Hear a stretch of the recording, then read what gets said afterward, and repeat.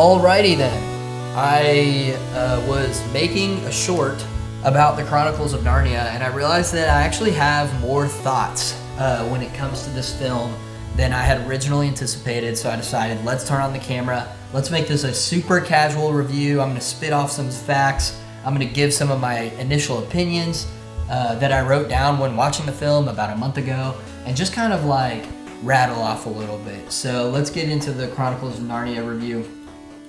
This film was released in 2005, is directed by Andrew Adamson. Andrew Adamson has a lot of experience with the children's films. He did Narnia, but he also did Shrek, I believe, and has credits in both DreamWorks and Disney. And this is the story that's based on the C.S. Lewis novel, The Lion, the Witch, and the Wardrobe, and I have not read those books, so it's not that kind of review. I'm just approaching this film for what it is. And the film stars Georgie Henley, Skandar Kynes, William Moseley, Anna Popplewell, Tilda Swinton as the White Witch, James McAvoy as Mr. Tumnus, and Aslan the Lion is even voiced by Liam Neeson. So if I'm going to spell out the plot from my own words, I would say that basically a group of siblings are fleeing the Blitzkrieg, which is the bombing of London, and they essentially go and stay with the professor. The professor is mysterious, and he has an estate where they're able to play. And one day, Lucy, the youngest of the children, stumbles across a wardrobe. And as she discovers, the wardrobe leads to a magical land. And what seems like sheer chance ends up turning into fate. And they realize that they're all a part of this plot to saving this magical land. Essentially, they have to accept fate, accept their involvement in this plot to defeat the White Witch. You know, when I think of this film, it wasn't like a massive part of my childhood. I was certainly excited to give it a revisit, but I only really saw it maybe a couple of times as a kid. For what it is, this is a children's movie, right? And it's hard to critique a film for being essentially just like too cheesy or too out of left field or whatever, overly simple. But if I was to name a few of the low points of the film, I would say that it has to be just some of the interactions with the beavers or some of the CGI characters. Peter slamming his sword into the ice to get away. I'm like, these are just like, you know, just classic like kids' adventures, things that are convenient for plot, and then also just the time jumps throughout the film. Like the pacing feels way too rushed sometimes. You're like, oh, like we just cut scene and now they're like across this massive mountain, and the film has to do that a lot because limited runtime, right? We're a children's movie, we got to get to the end. I think I can't tell if this is a good thing or a bad thing, but I think James McAvoy is just hilarious as Mr. Tumnus. And you know, what a interesting cast, potentially a miscast. You know, James McAvoy goes on to play Professor X in the X-Men series and then also Split, and he's done a ton of drama. And James McAvoy is an incredible actor. I love his work, but I feel like his niche is more like a serious role rather than this like silly goat man. But I mean, he did fine in this role. It's just hilarious to like look back at it now. I don't feel like that cast has aged super well, or that he aligns with this niche of like fantasy children's films. I think that anyone, you don't have to read the books to hop in and enjoy this film and enjoy the story. That was certainly my case. I didn't know the story of the Lion, the Witch, and the Wardrobe. I didn't know the Christ archetype that comes from Aslan, but I was able to... Is it Aslan?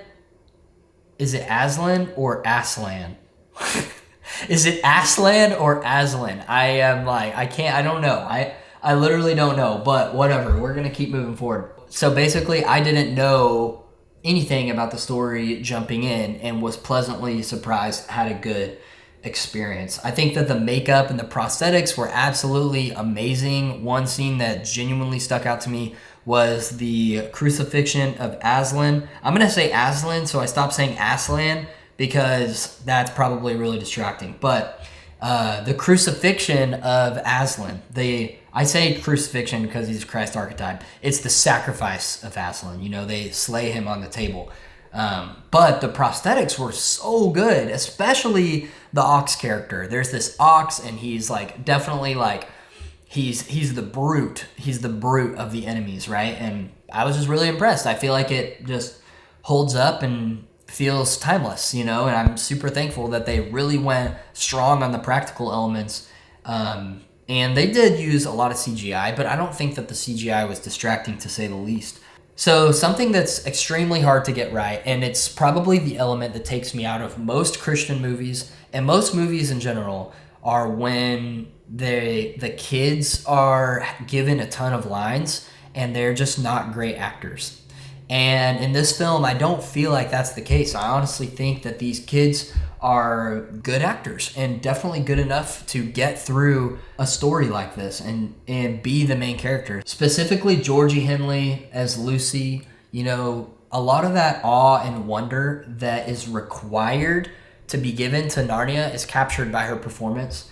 And actually, a fun fact is that they blindfolded her on set and kept her from seeing the world of Narnia. They kept her from seeing the lamppost because they needed her genuine reaction on set. And so when she falls and she opens her eyes and you see her wide eyes, you see this awe and you see this wonder of entering Narnia for the first time, like that's just her genuinely melting into this land.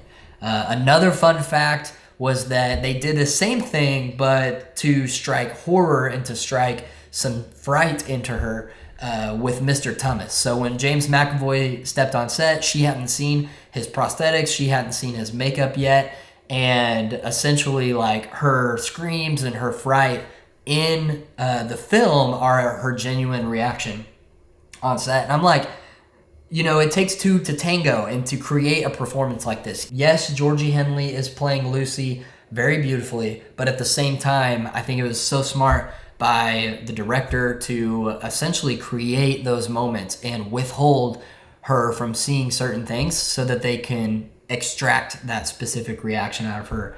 It's brilliantly done. I thought that the Christ archetype reveal was really cool, and I thought it was extremely powerful. And I even read on some Reddit forums of people just being mad that like the story of Narnia, when they found out the story of Narnia was Christian, they were upset. I'm like, dude, it's just a great story. Like, you don't have to be a Christian to enjoy Narnia. Anyone can enjoy this. You don't have to be a Christian to enjoy this story of redemption and power over evil. I think that the story is broad enough and exciting enough to reach a larger audience to where it can be accepted as mainstream and doesn't have to cater to just Christians. I think that that's one of the coolest things about specifically this line of children's books is, yes, there are Christian undertones. Yes, there is a Christ archetype, but genuinely anyone can watch this film and have a good time. Aslan's deal with the devil works for me. Aslan's sacrifice is darker than you would expect, which I think is a good move and works for me. You have to feel the presence of evil over him and over that scene for it to actually have an emotional impact. And then his resurrection is like, it happens a little quick, but I think it still works for me. It's so cool to see the table split in two and then he comes back. And then of course you have Susan and Lucy, who are the two women who discover that Aslan is back, in the same way that you have Mary Magdalene and Mary, the mother of Jesus, discover that the tomb is empty. It's beautiful symmetry there and just a nice trope to the actual story. I'll just breeze on this part really quick, but essentially the battle scene at the very end is just top notch. I thought it was awesome. I thought the Edmund's character arc was incredible, and then also to kind of conclude the story, the last like 10 minutes of the film, it's just kind of like a bow on top. And my favorite scene by far is Lucy discovering the wardrobe. Lucy is looking for a place to hide during a game of hide and seek, and she takes this blanket off of the wardrobe and discovers this magnificent. And the way that it's shot, the way that it's blocked and framed, it makes this room seem magnificent, and you are with Lucy as she's discovering it, and you are essentially, you're close to the ground like a little child would be. And through her performance and through some of the cinematography here, there is so much awe and there's so much wonder that is evoked I kind of touched on it earlier, but you know, the way that they frame her entering the closet and then touching the thistles of the leaves and then falling into Narnia, opening her eyes and just being in awe of what she's seeing. You feel that. You feel every beat of that. And I just thought it was perfect scene. And I'm smiling the whole time. I'm like, wow, this is like incredible. And yes, all she's doing is walking through a wardrobe and discovering a wardrobe. But it's more than that. The way that they directed that scene was chef's kiss. Okay, editing cam here with one more little comment on the Chronicles of Narnia. Something that I wanted to say that I almost forgot is that Greta Gerwig is confirmed to make the next rebooted Chronicles of Narnia, The Lion, the Witch, the Wardrobe film. And they're slated to start production in August of 2024. So it's coming up here in a few weeks. And then essentially they're going to wrap production, expected to wrap production in March of 2025. So we can expect to see Greta Gerwig's version of Chronicles of Narnia coming to Netflix. Hopefully we get a theater release. I think that would be a dang shame if they didn't let Greta Gerwig's Chronicles of Narnia have a theater release. But yeah, Netflix is producing this, and it should be out in sometime late 2025. This is according to Screen Rant. Of course, I'm not just pulling this out of my keister. And then also, just a couple thoughts on that. Greta Gerwig, if you don't know who she is, she made the Barbie film in 2023, and she also did Lady Bird. Greta Gerwig is perfect for the role of the coming of age story, right?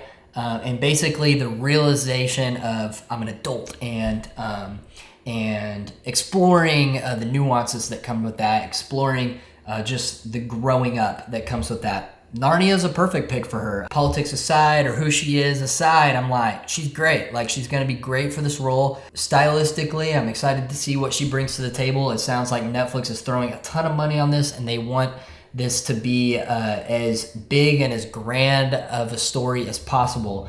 And so, yeah, let's see. I want to hear what your thoughts are. So please drop me a comment down below on what you think of Greta Gerwig and what you think she can do with the Chronicles of Narnia series. So that's my thoughts. You know, I'm pretty far into the Christian movie challenge at this point. I think I'm about 25 titles in. I am really behind on making some of these reviews, and so I'm gonna try to crush them a lot at one time. But if you like these videos at all, please hit like so that YouTube knows exactly where to put it. Up next, we've got my Noah 1-minute review, War Room 1-minute review. I'm going to be doing a full review of Prince of Egypt. I just got to check out Luther and Risen, which stars Joseph Fiennes. We've got Chariots of Fire review coming up. I'm going to be doing a double feature review. It's going to be the Joseph Fiennes review of Luther and Risen. And then also another double feature that I'm really excited about is the Left Behind Kirk Cameron versus the Left Behind Nick Cage.